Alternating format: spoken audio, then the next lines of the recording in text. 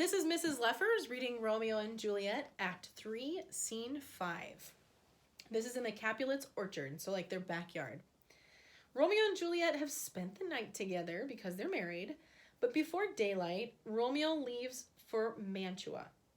As soon as he leaves, Lady Capulet comes in to tell Juliet of her father's decision that she will marry Count Paris on Thursday.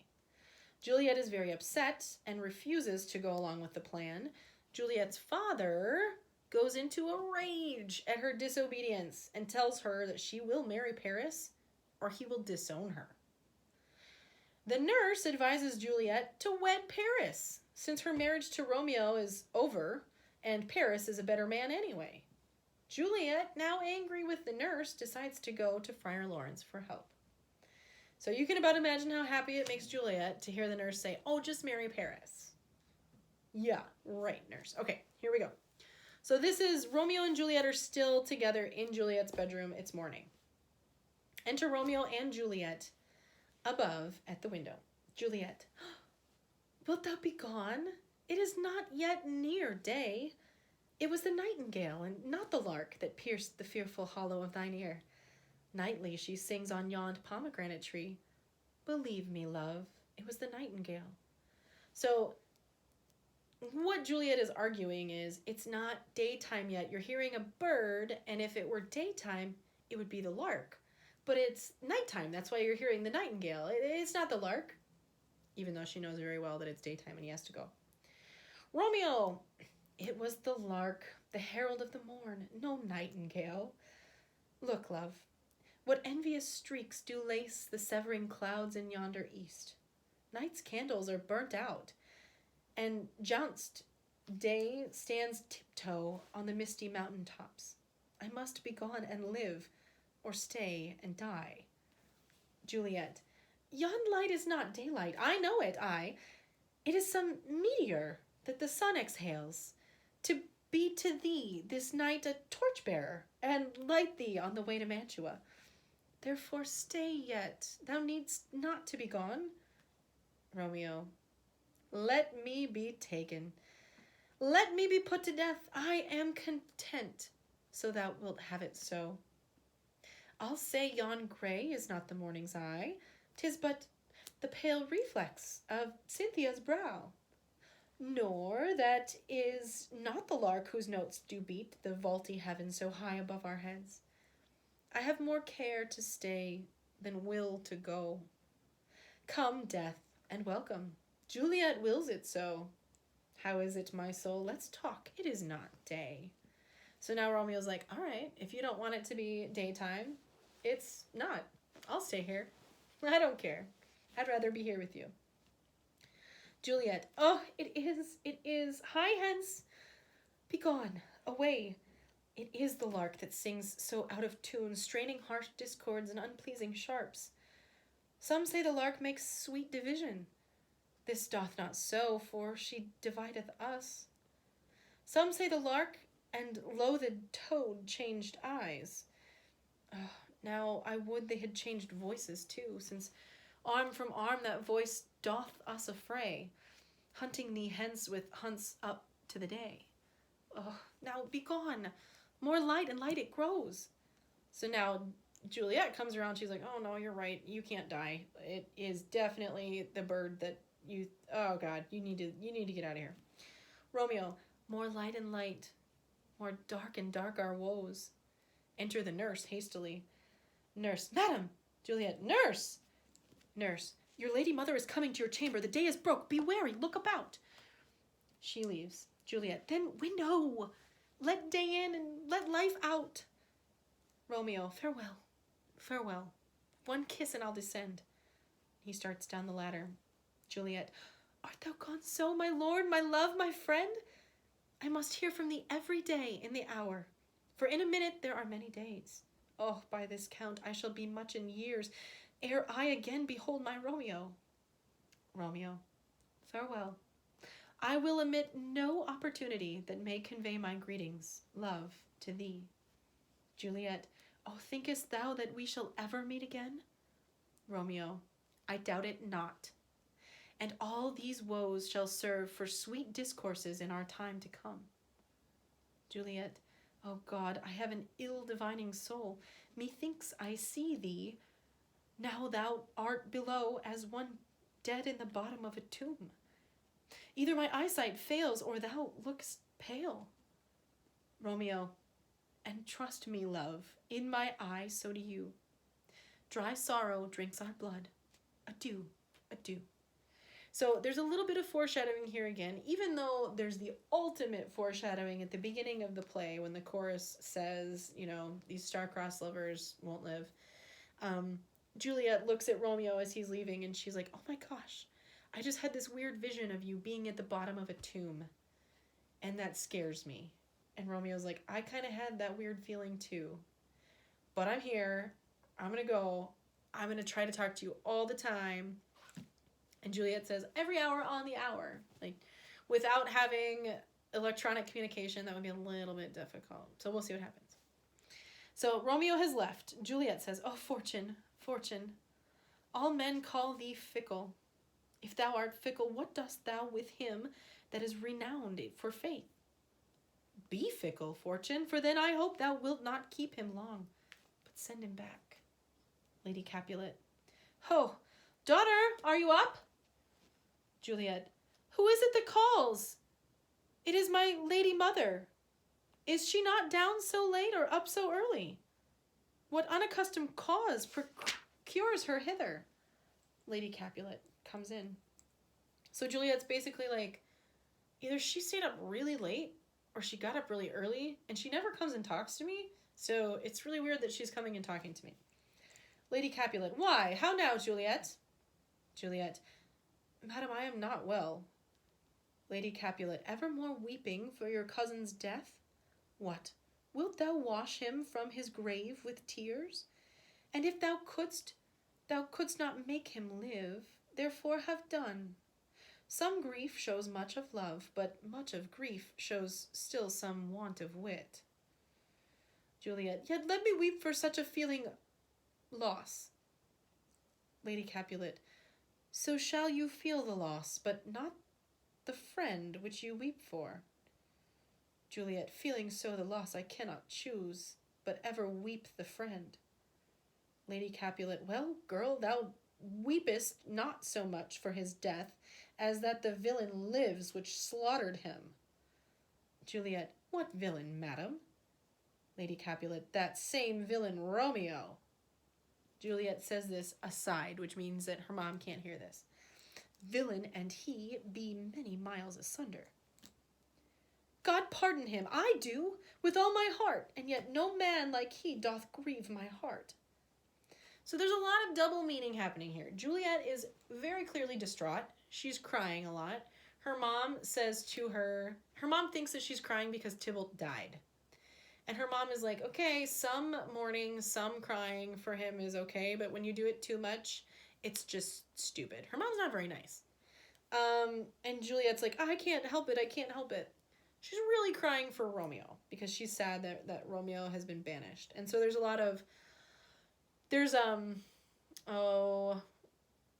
irony, right? The dramatic irony where we know that she's crying for Romeo, but her mom thinks she's crying for Tybalt. And she really is crying for Tybalt's murderer because Tybalt's murderer is Romeo. Lady Capulet says, that is because the traitor murderer lives. Juliet says, aye, madam. From the reach of these my hands would none but I might venge my cousin's death. Lady Capulet, we will have vengeance for it, fear thou not. Then weep no more. I'll send one in Mantua, where the same banished runagate doth live, shall give him such an unaccustomed dram that he shall soon keep Tybalt company, and then I hope that will be satisfied. So her mom is like, I'm going to send someone to that town Mantua where he's going to be, and they'll kill him, and then that'll be justice. Juliet, indeed I never shall be satisfied with Romeo till I behold him dead. Is my poor heart so for a kinsman vexed? Madam, if you could find out but a man to bear a poison, I would temper it, that Romeo should, upon receipt thereof, soon sleep in quiet. Oh, how my heart abhors to hear him named, and cannot come to him, to wreak the love I bore my cousin Tybalt upon his body that hath slaughtered him. Lady Capulet, find thou the means, and I'll find such a man. But now I'll tell thee joyful tidings, girl. Juliet, and joy comes well in such a needy time. What are they, I beseech your ladyship? Lady Capulet, well, well, thou hast a careful father, child, one who, to put thee from thy heaviness, hath sorted out a sudden day of joy, that thou expectst not, nor I looked not for. Juliet, Madam, in happy time, what day is that? Lady Capulet, marry, my child, next Thursday morn, the gallant young and noble gentleman, the County Paris, at St. Peter's Church, shall happily make thee there a joyful bride. Juliet, now by St. Peter's Church, and Peter too, he shall not make me there a joyful bride. I wonder at this haste, that I must wed, ere that he be husband comes to woo. I pray to you, tell my lord and father, madam, I will not marry yet, and when I do, I swear it shall be Romeo, whom you know I hate, rather than Paris. These are news indeed. So Juliet's just learning of the fact that her parents are going to try to make her get married next Thursday. And her mom still thinks that she hates Romeo because Romeo killed Tybalt. So Juliet says, I would rather marry Romeo than Paris. And so her mom thinks she's just being dramatic, but she's being literal. She's being serious. And she has married Romeo. Lady Capulet, here comes your father. Tell him so yourself, and see how he will take it at your hands. Enter Capulet and the nurse. Capulet, when the sun sets, the air doth drizzle dew, but for the soonest of my brother's son, it rains downright. And now, a conduit girl, what, still in tears? Evermore showering? In one little body thou counterfeitest a bark, a sea, a wind. For still thy eyes, which I may call the sea, do ebb and flow with tears. The bark thy body is, sailing in this salt flood, in the winds, thy sighs, who, raging with thy tears, and they with them, without a sudden calm will overset thy tempest-tossed body. How now, wife? Have you delivered her to our decree? So he's like, wow, you're still crying. Okay, well, this kind of like justifies to him why he's putting this wedding together, because he's like, oh, we'll make her happy, we'll give her a wedding. Thanks, Dad. Lady Capulet, aye, sir, but she will none. She gives you thanks. I would the fool were married to her grave. Capulet, soft. Take me with you, wife. How will she none? Doth she not give us thanks? Is she not proud? Doth she not count her blessed, unworthy as she is, that we have wrought so worthy a gentleman to her bridegroom? So her mom is like, no, the little brat says she doesn't want to get married. And basically she says, I would the fool were married to her grave. I wish she were dead. Her mom just says. And her dad's like, what? Is she not grateful that we found her a good husband? Oh my goodness, this just will not do. Juliet, not proud you have, but thankful that you have. Proud I can never be of what I hate, but thankful even for hate that has meant love. She's being just very, like, elusive. Capulet, how? Coplogic. What is this? Proud, and I thank you not, and yet not proud? Mistress Minion, you thank me no thankings, nor proud me no prouds. But fettle your fine joints 'gainst Thursday next, to go with Paris to St. Peter's Church, or I will drag thee on a hurdle thither. Out, you green sickness carrion, out, you baggage, you tallow face. Lady Capulet, fie, what, are you mad? Juliet, good father, I beseech you on my knees. She kneels down. Hear me with patience, but to speak a word. So her dad just told her, if you don't go there next Thursday, I will drag you there. You're gonna get married to the Count. And Juliet's like, just hear me out. Listen to me. Capulet. Hang thee, young baggage, disobedient wretch. I tell thee what, get thee to church a Thursday, or never after look me in the face. Speak not, reply not, do not answer me. My fingers itch. Wife, we scarce thought us blessed that God had lent us but this only child, but now I see this one is one too much, and that we have a curse in having her. Out on her, Hilding. So Capulet kind of loses his mind here. And he's like, wow, we thought we were blessed because we had this one child. I don't even want her anymore. If she doesn't want to get married to Paris, I don't have a daughter. If she doesn't get married to Paris, she is dead to me. The nurse says, God in heaven bless her. You are to blame, my lord, to rate her so. Capulet. And why, my lady Wisdom? Hold your tongue, good Prudence. Smatter with your gossips. Go. Nurse. I speak no treason. Capulet. Oh, Godden. Nurse. May not one speak? Capulet. Peace, you mumbling fool. Utter your gravity or a gossip's bowl, for here we need it not. So Capulet is basically just telling the nurse, shut up. Shut up, nurse. Lady Capulet, you are too hot. She's like, you're just so upset. Calm down. Capulet, God's bread. It makes me mad. Day, night, late, early, at home, abroad, alone, in company, waking or sleeping. Still my care hath been to have her matched. And having now provided a gentleman of princely parentage, of fair denseness, youthful, and nobly trained, stuffed, as they say, with honorable parts, proportioned as one's thought would wish a man, and then to have a wretched pulling fool, a whining mammet, in her fortune's tender, to answer, I'll not wed, I cannot love, I am too young, I pray you, pardon me. But, and you will not wed, I'll pardon you. Graze where you will, you shall not house with me. Look to it, think on it. I do not use to jest. Thursday is near. Lay hand on heart, advise. And you be mine. I'll give you to my friend. And you be not. Hang, beg, starve, die in the streets. For, my soul, I'll ne'er acknowledge thee. Nor what is mine shall never do thee good. Trust to it. Bethink you, I'll not be forsworn. So, again, he reiterates this, you are not my daughter if you do not marry Paris. So I advise you to think about it, Juliet. He leaves. Juliet, is there no pity? Sitting in the clouds that sees into the bottom of my grief? Oh, sweet my mother, cast me not away. Delay this marriage for a month, a week, or if you do not, make the bridal bed in that dim monument where Tybalt lies. So Juliet's like, oh my God, Mom, can't you help me?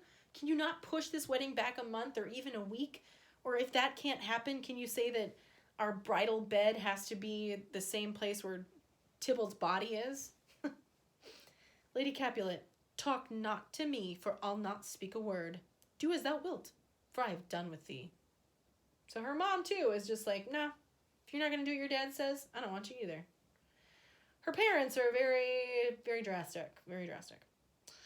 Juliet, oh God, oh nurse, how shall this be prevented? My husband is on earth, my faith in heaven. How shall that faith return again to earth unless that husband send it me from heaven by leaving earth? Comfort me, counsel me, alack, alack, that heaven should practice stratagems upon so soft a subject as myself. What sayest thou? Hast thou not a word of joy? Some comfort, nurse. Nurse. Faith, here it is. Romeo is banished, and all the world to nothing, that he dares ne'er come back to challenge you. Or if he do, it needs must be by stealth. Then, since the case stands, as now it doth, I think it best you married with the county. Oh, he's a lovely gentleman. Romeo's a disclout to him, an eagle, madman, hath not so green, so quick, so fair an eye as Paris hath. Beshrew my very heart, I think you are happy in this second match, for it excels your first. Or if it did not, your first is dead. Or 'twere as good he were as living here, and you no use of him.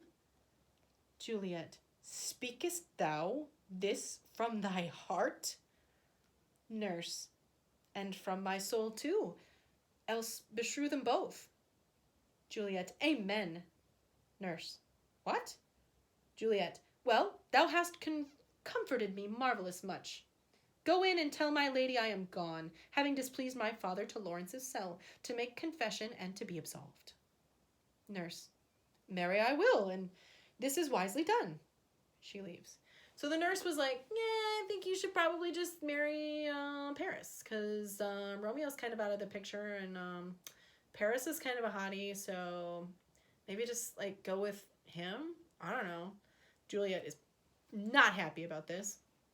And she puts on a good face and she's like, well, fine, tell my dad whatever, and tell him I went to confession. So she's going to talk to Friar Lawrence. Juliet says, ancient damnation, oh most wicked fiend, is it more sin to wish me thus forsworn, or to dispraise my lord with that same tongue which she hath praised him with above compare so many thousand times?